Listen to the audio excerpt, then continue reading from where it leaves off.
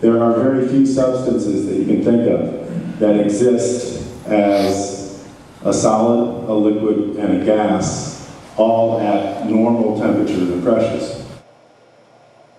There's a whole lot of water out there. Whether it means that we can use water at the rate that we are, I think that's foolish to think we can. Water has a very unique structure. Water is considered the universal solvent.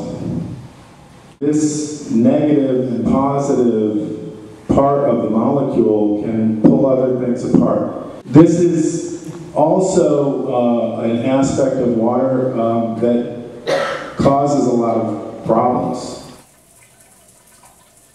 Things are in water. They dissolve. That dissolution then allows it to pass into your body and into any other organisms. There's the good and the bad of water.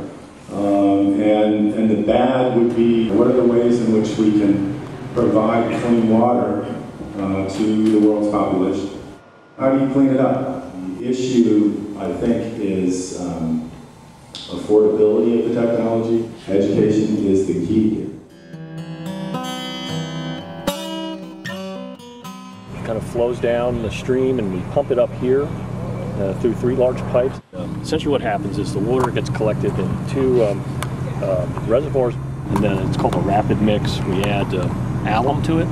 Alum is a flocculant, so the rapid mix adds alum to the water. It churns it up in the rapid mixer, and then it goes into these 3 flocculators. When we're operating, those spin, and their job is to mix to get the alum to meet up with as much dirt particles as possible. The opposite charges, the alum attracts dirt, and it becomes a much bigger particle, gains weight, and then it settles out. Essentially what happens is the water comes out of the flocculator, and then this is a diffusion wall or diffuser. So there's a lot of dirt on the floor of this that piles up, and then there's a vacuum system that collects it, and then it gets processed and separated. Dirty water comes up, drinking water goes out, and dirt goes out, and it's all beneficially used. Particles can also bring bacteria with them, and that's what the filters do. Anthracite coal on top, and then sand and rock, and the water just flows through it, cleans out all the debris, and then every 3 days or so we have to backwash the filters, depending on the quality of the incoming water. Removing the particles allows the chlorine to act much cleaner and more effectively within the water. Straight chlorine, which was used in 1900, is still effective today.